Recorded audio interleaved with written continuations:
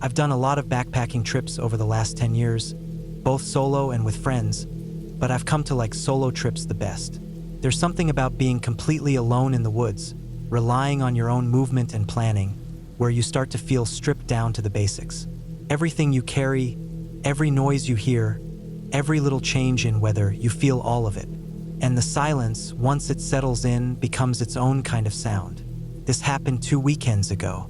I'd driven up into the mountains, about 3.5 hours from where I live.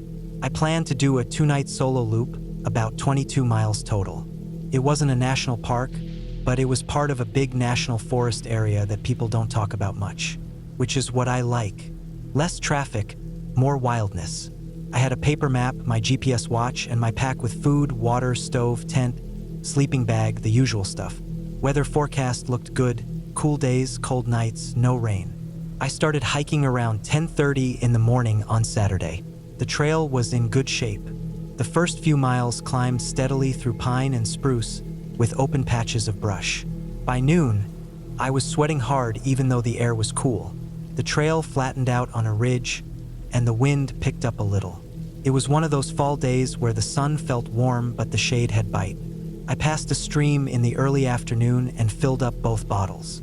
After that, the trail curved down into a deeper valley.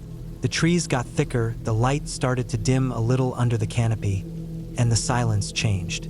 I stopped hearing birds.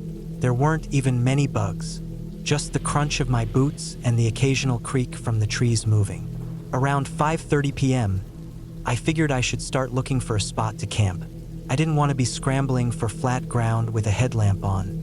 I was near a bend in the trail where the land sloped gently to the left, and I could see between the trees that the forest opened up a little further down. I left the trail to check it out, stepping over a log and ducking under a branch.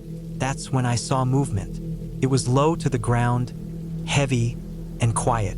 Something large, dark, and slow-moving.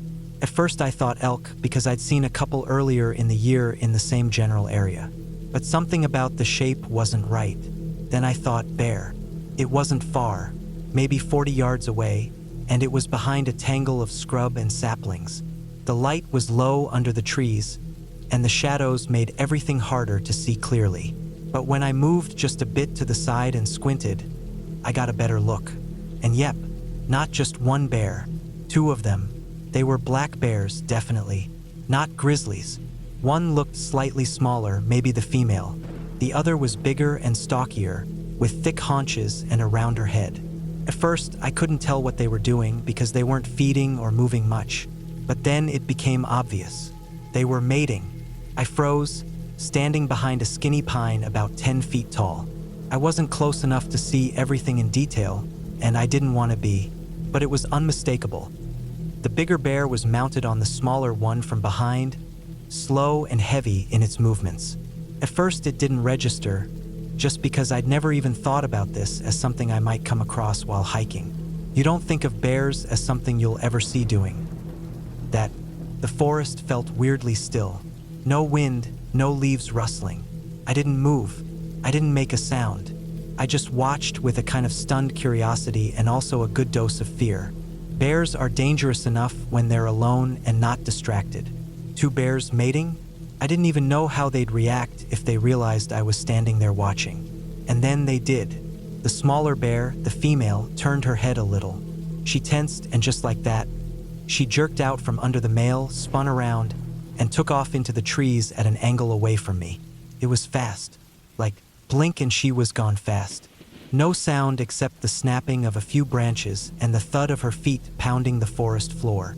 The bigger bear, the male, didn't bolt. He stayed where he was and turned his head slowly toward me. It was surreal.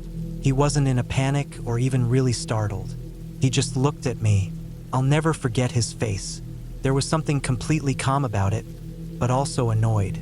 Not scared, just put out, like I'd interrupted something important, and he was trying to decide if I deserved a lesson or if I wasn't worth the effort. I didn't move. My heart was hammering so loud in my chest I could hear it in my ears. We stared at each other for maybe 10 seconds, but it felt like a minute. Then he made this low grumble, not a growl, just a short sound deep in his chest, and turned away, following the direction the female had gone. He moved slowly, not rushed, like he wasn't worried, like he was just finishing up what he came there to do and didn't care that I was still standing there. Once he was out of sight, I waited a full minute. My legs were shaking. I hadn't even taken a step toward them, but I was close enough that if he'd felt like charging me, I wouldn't have had time to do anything but fall backward. When I was sure he was gone, I turned around and started walking back the way I'd come. Not fast, but steady. No sudden movements. I didn't want to run and trigger anything. After 5 minutes, I stopped to listen. Nothing. Dead quiet again. No crashing in the brush, no other movement. I pulled out my map and looked at the terrain. There were a couple of clearings marked just before the ridge I'd crossed earlier. I figured I'd head back to one of those and make camp there. I didn't want to stay anywhere near where I'd just been. I didn't know how long the bears would hang around or if they'd be curious about me now. I hadn't done anything to provoke them, but I'd seen enough stories and videos to know it's better not to stick around and test how relaxed a bear really is. It took me a little over an hour to backtrack, partly because the light was fading and partly because I was on high alert. Every squirrel, every falling pine cone made me tense up. When you're alone out there and something like that happens, it changes the feel of the woods. It stops feeling like a quiet place and starts feeling like something alive that might be watching you. I found the clearing a little before full dark. It wasn't perfect, slightly sloped with a few rocks, but it was far enough from the last spot that I felt okay with it. I set up my tent fast, using my headlamp, and didn't even bother cooking dinner. I just ate a granola bar and drank water. That night, I barely slept. Every few minutes, I thought I heard something outside. A crack, a shuffle, breathing. Once I sat up with my knife in hand because I thought I heard heavy footsteps, but it was just a branch sliding off a tree in the wind. I kept the bear spray next to me inside the tent. I even set up my little emergency alarm, basically a loud shrieking siren you can pull the pin on, in case I needed to use it as a distraction. By morning, I was stiff and sore from sleeping light and curling into myself all night, but nothing had come. The forest was still and cold, and the ground was covered in frost. I boiled water for coffee and tried to calm my nerves. I wasn't scared anymore, just worn out. On the hike out, I couldn't stop replaying what had happened. It hadn't been a near-death kind of scare, but it had shaken me. Not because I thought the bear was going to attack, but because I'd never felt so completely at the mercy of another animal.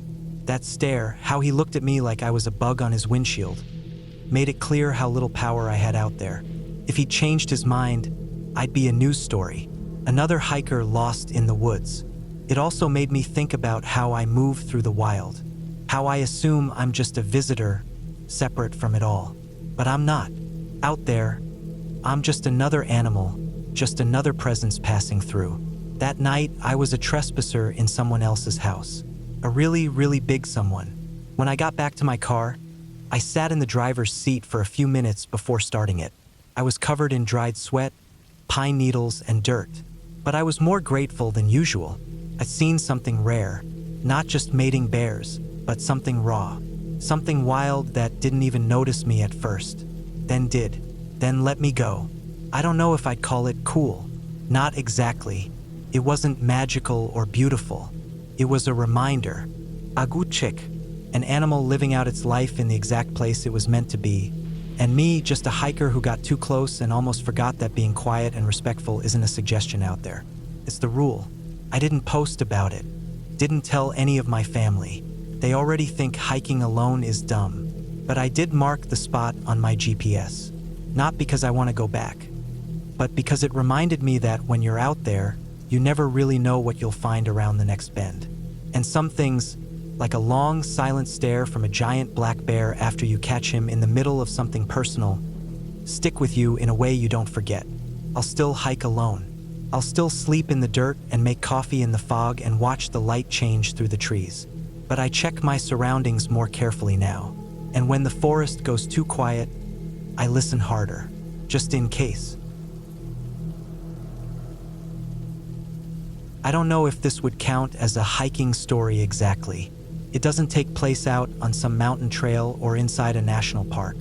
But it happened out in the woods, in a place far from other people, and it's something I've never really been able to explain. Even now, years later, I still think about it more than I probably should. It happened when I was still living in the US with my dad. This was before I turned 18, back when I was around 13 or 14. We didn't live too far from my grandma. She had this old house out in the woods, tucked back on some land that had been in the family for a long time. Her place wasn't completely cut off. There was a dirt road that connected to the highway about 15 minutes away, but it was definitely isolated. There were neighbors, but the houses were all pretty spread out. It wasn't the kind of place where you could just walk to the store or run next door to borrow something. There were a lot of trees, big old ones, and beyond the cleared land around her house. The woods got thick fast. She liked it out there, said it was peaceful. I guess I understood it, but even as a kid, I never fully felt comfortable staying there too long. It always felt like something was watching from the trees.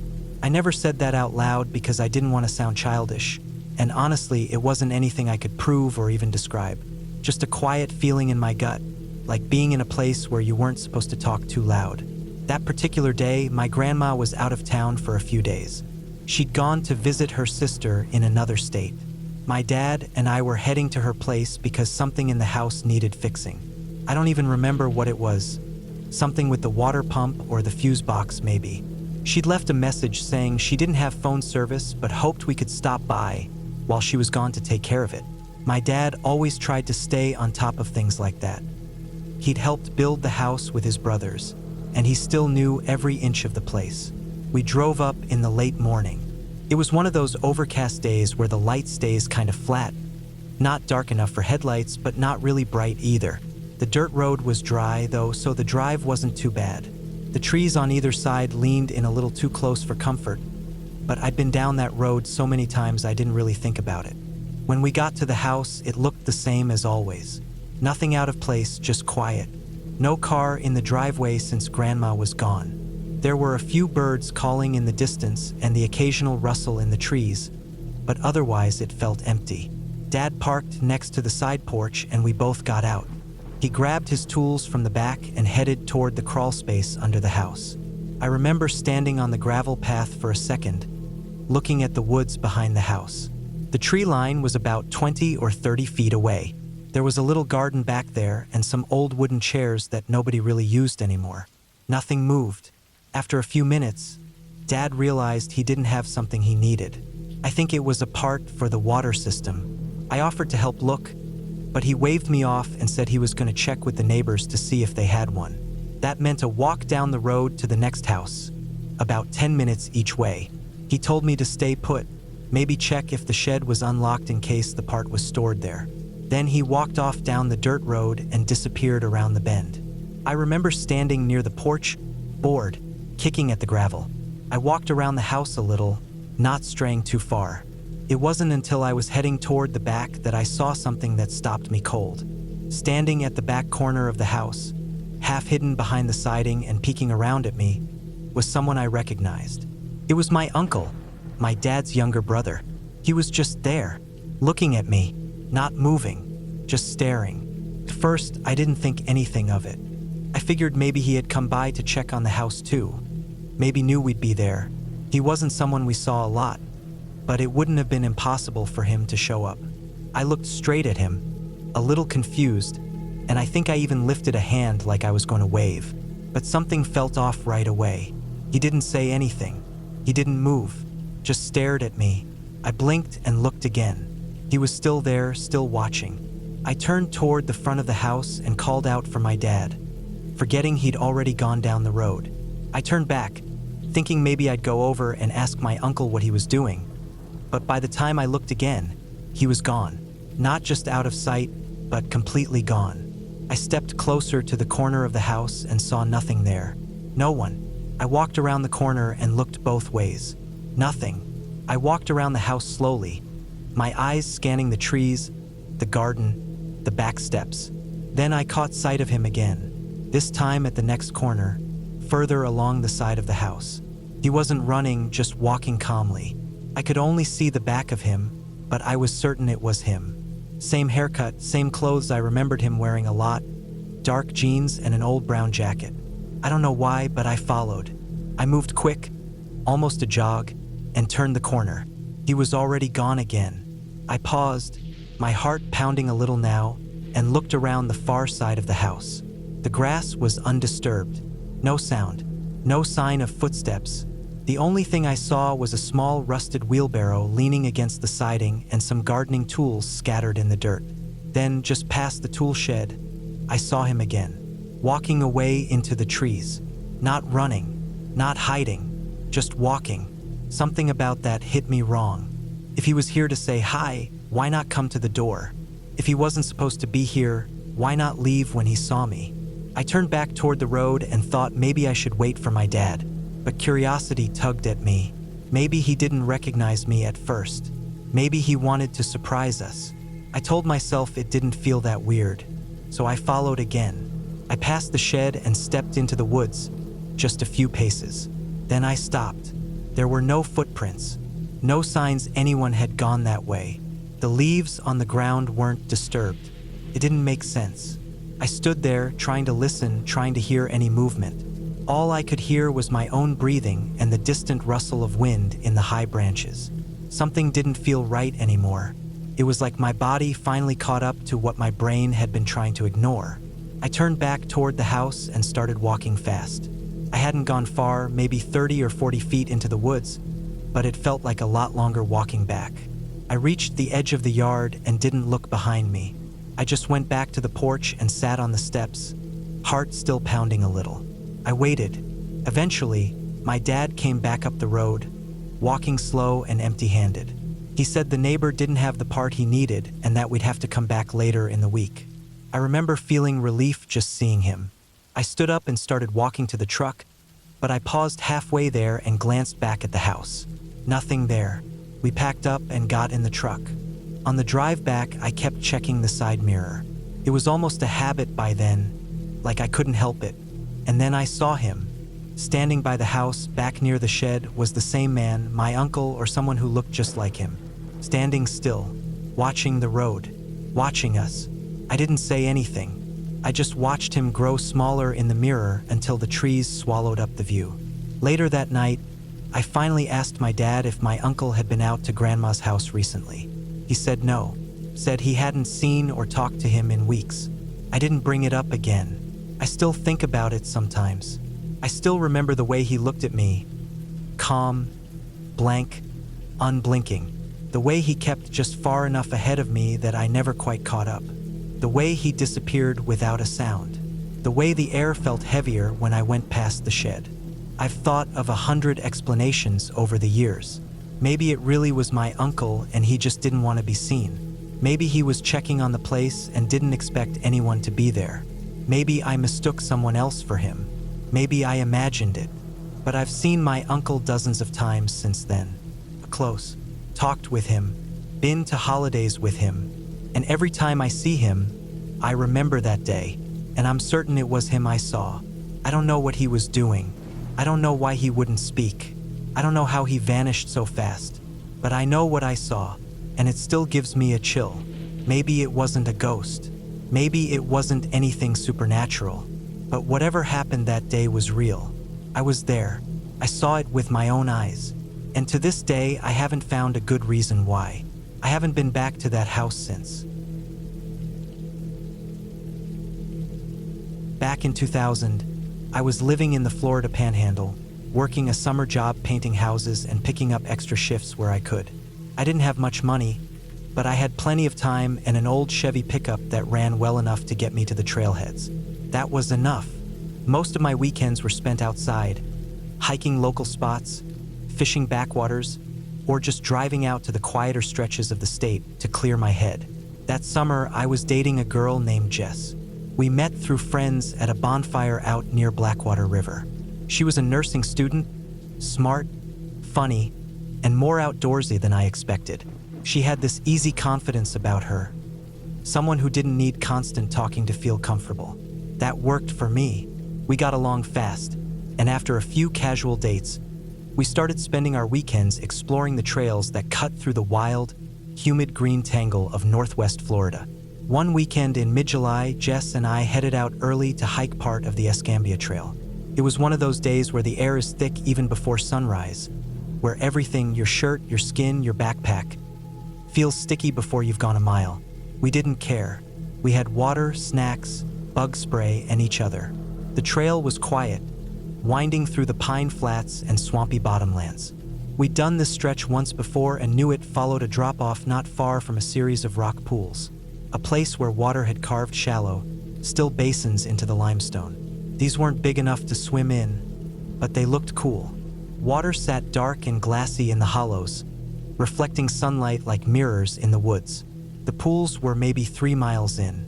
We figured we'd make it there by late morning, rest, and then double back before the heat got serious. The first half of the hike went smooth.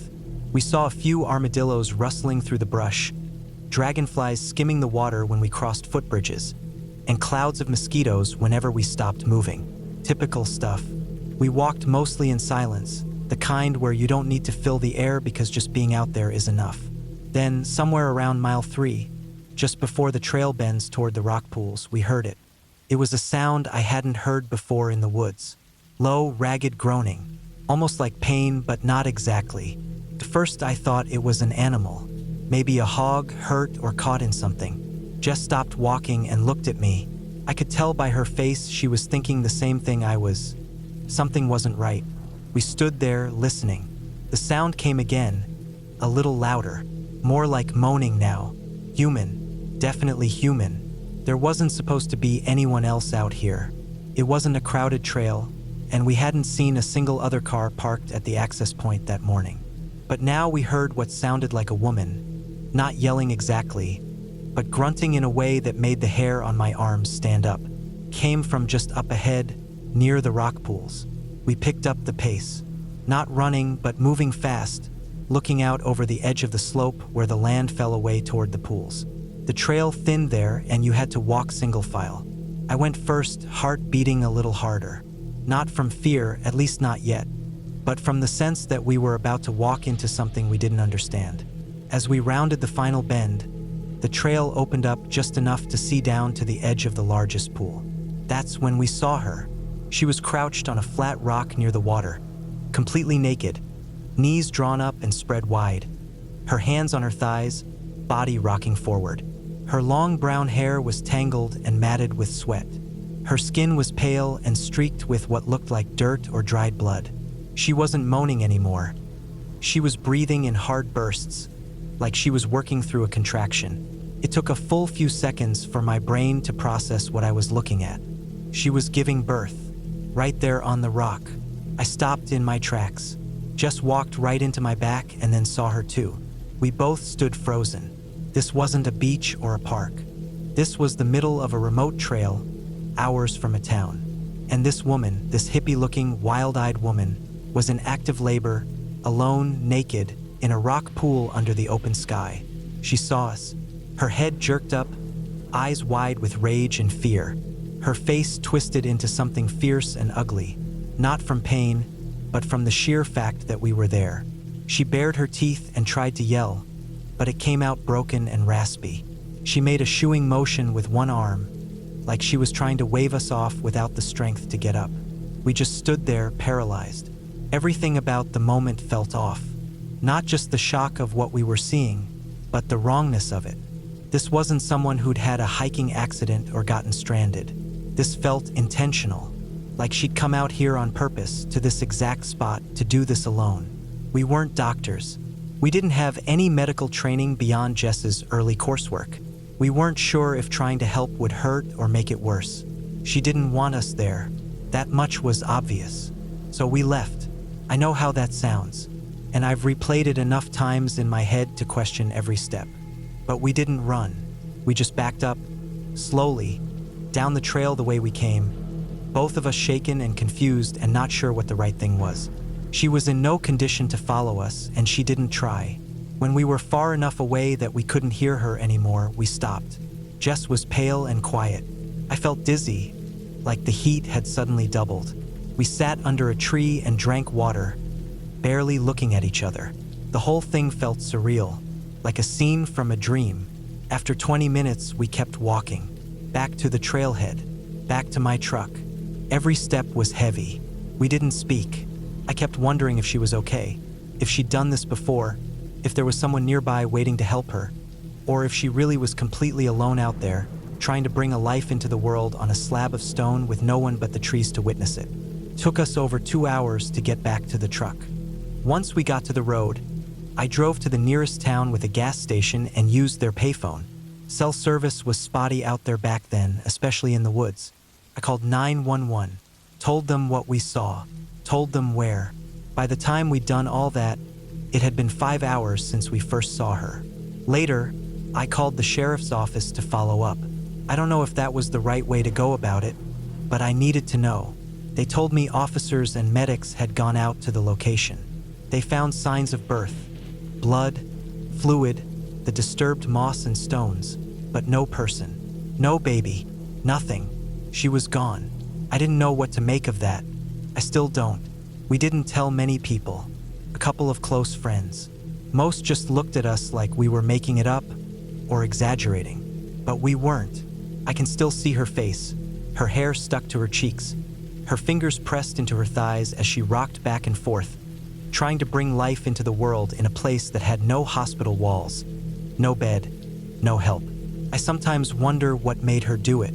Was she running from something? Hiding from someone?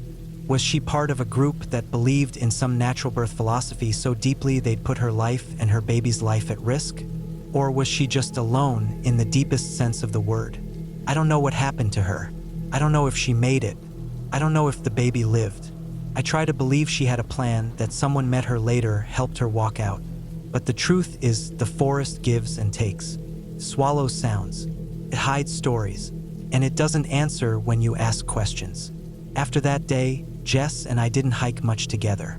We stayed friends, but something had shifted. Not between us, but in how we saw the woods. It wasn't just peaceful anymore. There were things out there we didn't understand. People, too. Even now, I hike alone. But when I pass quiet pools or clearings with nothing but rock and sky and wind, I remember her. And I wonder if that baby, wherever they are, knows how they came into this world. On a stone in silence, in the hidden green heart of Florida, with no one but 2 strangers bearing witness. And I wonder if we were supposed to see it, or if we were never meant to. I always forget how loud the woods are. You'd think being so far from people would mean quiet, but it's never like that. Out here, especially in the thick of forest, every tree seems to breathe, and the land talks in its own way. Branches groaning in the breeze, squirrels rustling through brush, the distant hoot of some night bird. If you're not used to it, it can feel like every sound is something sneaking up on you. That first night, I was camped on the edge of a tree line, looking down onto a narrow pebble beach at the southern side of Sleeping Giant Provincial Park. It's one of my favorite kinds of spots to camp in. Remote, untouched, quiet during the day. But at night, it's a different thing entirely. My little green tent sat about 10 feet from where the trees ended and the slope began. From the opening, I could see the beach stretched out below like a quiet, gray ribbon. Lake Superior was dark and glassy that night, barely moving, just enough small lapping waves to remind you it was there. I had hiked in earlier that afternoon, taking the Cabin Trail from the trailhead.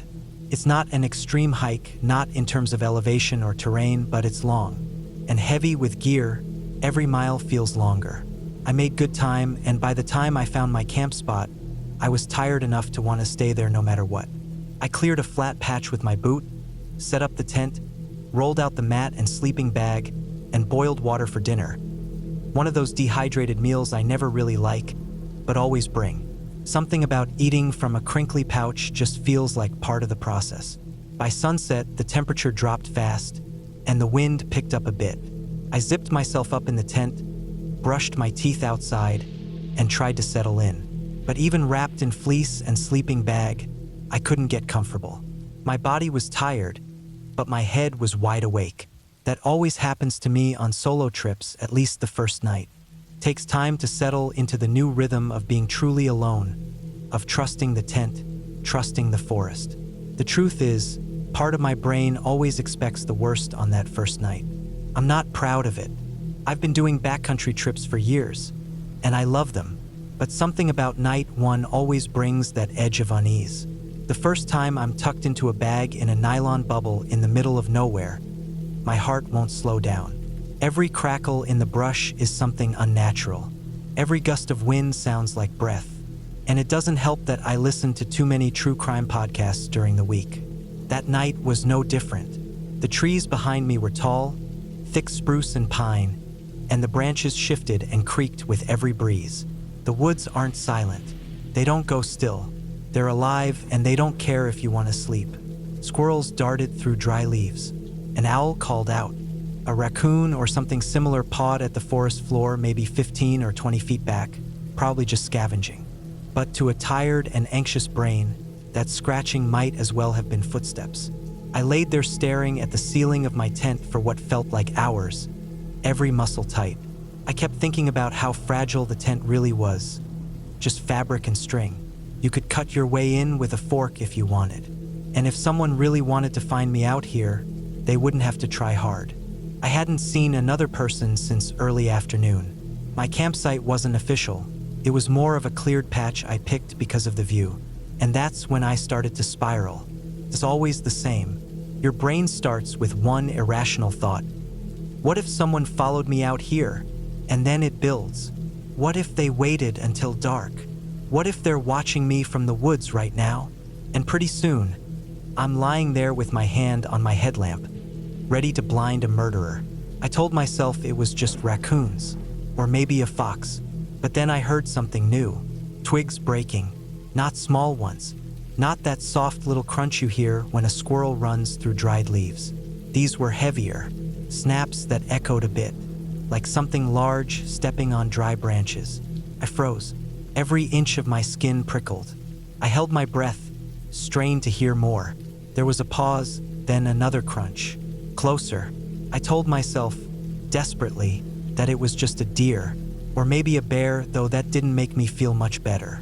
I had bear spray, but it was zipped into the side pocket of my pack outside the tent. Brilliant. I was lying there in the middle of nowhere with a bright green tent that may as well have been a neon sign. Dinner here. The next sound was even worse. It wasn't a crunch. It was a slide, followed by a loud, chaotic crash, like something big lost its footing and tumbled. Then came the sound of rocks falling, a few seconds of chaos, stones clattering, something tumbling down the slope toward the beach. I couldn't move. I genuinely thought I was going to die. I was locked in place, paralyzed, adrenaline flooding me so hard it made my hands go numb. I pictured a man, some huge figure, tumbling down the slope, drunk or crazed or worse, and getting back up right outside my tent. Maybe this was the part in the podcast where someone stumbles on an old sleeping bag next to a forgotten campsite. I'd be one of those cold cases. I finally, somehow, forced myself to move. My fingers found the headlamp, clipped near the door of the tent. I clicked it on, light flooding the nylon. I held my breath again, listening. Nothing. I sat up, unzipped the tent door just a little, and peeked out. The night was still. The slope was steep but visible, silvery in the moonlight. Down at the bottom, sprawled in an awkward pile on the rocky beach, was an elk. It took me a few seconds to register what I was seeing. It was huge, easily bigger than any deer I'd ever seen. Dark brown, almost black in the shadows. It was lying on its side, legs twitching a little, like it had the wind knocked out of it. I could see disturbed rocks all the way down the slope where it had clearly lost its footing and slid. It must have stepped out of the woods behind me and wandered too close to the edge. For a moment I just watched, light steady on the animal. My heart still racing, but now from relief, not fear. The elk struggled to its knees, then stood up slowly. It looked around, dazed, then trotted off the beach and disappeared into the tree line on the far side. And just like that, it was over. No serial killer. No wild attack, just a clumsy elk with bad footing and worse timing. I didn't sleep much after that, to be honest. But my body finally calmed down. The shake stopped. My breath went back to normal. I sat with my back against the tent wall for a while, watching the beach in case it came back, then eventually laid down again and closed my eyes. That's the thing about the woods. They test you. especially at night, especially alone. You think you're going to be brave, but then something moves in the dark, and you're 12 years old again, terrified of the monster under the bed. Except this time, you're miles from the nearest help and the dark is real. But that's why I do these trips. The next morning, the sky was overcast but calm. I unzipped the tent and stepped out into cold morning air, my boots crunching lightly on the pine needles. The beach was quiet, the water like glass. I walked down the slope, careful not to slip, and sure enough, I found the slide marks, the disturbed pebbles, and a few fresh hoof prints. It hadn't been a dream. I made coffee by the water, hands wrapped tight around the metal mug for warmth. Every sound around me, waves, wind, birds, felt normal again. Nothing sinister, just nature being nature, and me still here. I used to spend a lot of my summers outdoors, especially during my early 20s. I lived just outside a small city back then, and any chance to get away from the noise and concrete was something I looked forward to. A few friends and I had gotten really into bouldering, and we'd make regular trips to this big patch of forest about an hour and a half drive from where I lived. It was a quiet place, mostly flat woods with the occasional ridge or rocky outcrop.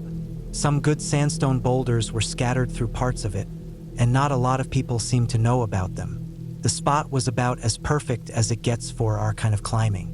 It became our go-to place for weekend getaways. Usually, we'd go as a group of 4, sometimes just 3, and if people couldn't make it, 2 of us would still go. It was cheap. We'd pack our own food, bring tents, gas stoves, and whatever gear we needed for the climb. Most nights we'd stay out there, camp under the trees, save gas and time from driving back and forth. It was peaceful, and we got pretty used to the forest sounds and the rhythm of that kind of trip. The area never felt unsafe. It was far from any real trails, tucked away from any casual hikers. We'd park off a dirt road and hike in about 20 minutes to get to our usual camping area, flat, mossy ground near a rock formation we called the tabletop. The first few trips went off without anything strange happening. We'd climb during the day, maybe crack open a few beers in the evening, cook some food over the portable stove or fire, and pass out under the stars. It became a routine that I started to really look forward to. But there was one trip, probably our 3rd or 4th time staying out there, where something happened that I can still remember clearly. It was mid-July, and there were 4 of us on that trip. Me, 2 friends I'll just call L and K, and another girl, S. All of us were fairly experienced by that point, not just with climbing, but with camping and being in remote areas. We arrived early in the day, hiked in, set up our tents, and spent most of that first afternoon climbing a series of short problems along the base of a ridge. Everything was normal. We made dinner at sundown and went to bed not long after it got dark. The weird thing happened the next morning. S woke up and realized her climbing gear, her shoes, her chalk bag, a couple of small items were missing. She said she was sure she'd left her bag just outside her tent. We looked around. Her rucksack was still there, zipped up, but lighter than it should have been. Her boots were gone. The chalk was gone. A hoodie she wore the night before was gone too. No drag marks in the dirt, no animal tracks. We searched around the camp, looked behind trees, checked near the rocks. Nothing. At the time, we didn't want to overreact. Maybe she left the gear near the boulders and forgot. Maybe it was a raccoon that dragged stuff away. Maybe someone else was in the woods and got curious. We didn't want to believe someone came into our camp during the night. That would have been worse than just a gear mix-up. The forest had always felt safe up to that point. We even joked a bit about it, chalk-sniffing animals and gear-eating bears. But there was an edge to it. None of us really liked that we couldn't explain it. The trip went on. We didn't cut it short, though S was clearly on edge the next night. We doubled up on tents and made sure everything valuable was stored inside. Nothing else went missing, and the rest of that weekend passed quietly. We hiked out as usual and drove home. Months passed, and we chalked it up to a weird but isolated incident. The following summer, we went back to that same spot. It had become sort of a tradition by then. Everyone was older by a year, a little more cautious maybe, but still eager to climb and camp. This time it was just me, K, and L. S had opted out. I think the gear disappearance still bugged her more than she let on. We got there late in the afternoon, hiked in, and set up camp in the usual place near the tabletop rock. The sun was low, light coming through the trees in that way that makes everything look gold and quiet. We cooked dinner over the fire, boiled water, sat around talking about work and trips we wanted to take. At some point, it got fully dark. Not twilight dark, but real, thick forest dark. We had a fire going and a couple of lanterns lit, so the area around our tents was well lit, but beyond that, it was just black trees and silence. It must have been around 10 p.m. or so. I needed to take a piss, so I grabbed one of the headlamps and walked maybe 50 or 60 feet away from the tents. I didn't want to go too far, but I also didn't want to be right next to camp either. There was a slight dip in the ground beyond a big tree, and I figured that would do.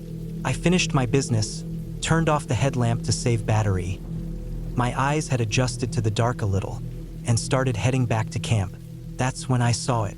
Something in the dirt. Low, motionless. I took a second look. It was a person, flat on their stomach, dressed in full camo, like proper camouflage, not just a jacket, but full-on military-style ghillie suit. Even in the dark, I could make out the netting, the strands, the textured pattern made to look like moss and leaves. Whoever it was had blended in perfectly with the forest floor. If I hadn't taken that exact route back, I wouldn't have seen them. They were laying completely flat, arms tucked close, head slightly raised, facing directly toward our campsite. I froze. I didn't move a muscle.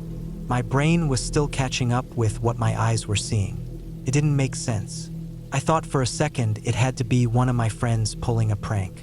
But it wasn't. No one we knew owned gear like that. And more importantly, this person wasn't laughing or saying anything. They were just watching. I must have stood there for 5 or 6 seconds. Then the figure moved. They realized I had seen them. They didn't say a word, just got up fast, turned, and bolted into the woods. Not toward the path, not toward any trail, just straight into the trees, quiet and fast. I didn't chase. I didn't yell. I just backed up, turned, and walked back to camp as fast as I could without running. When I got back, I didn't say anything at first. I didn't want to cause a panic or make it into a whole thing, but I couldn't sit still. I kept looking into the dark, scanning the tree line beyond the fire. My pulse wouldn't settle. Eventually, I told Kay and Elle what I saw.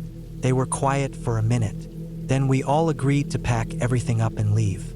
We didn't even wait till morning. Just dumped water on the fire, grabbed our bags, folded up the tents as fast as we could, and hiked out by headlamp. It was a rough walk. Branches snagged us. The forest felt too quiet. Every sound made us spin around. When we reached the car, we got in and drove straight home. No one said much on the ride back. Later, I thought about what I'd seen, tried to make sense of it. There are a few options, none of them good. Maybe it was a hunter, though that didn't make sense. No weapon, no reason to be lying like that watching campers. Maybe it was a survivalist or someone who lived off-grid in those woods, and we had been camping near their space without knowing. Or maybe it was someone who had been watching us for a while. Maybe they were there the year before when S's stuff went missing. Maybe they were the one who took it. I started thinking back to that first incident. How neat the gear had vanished.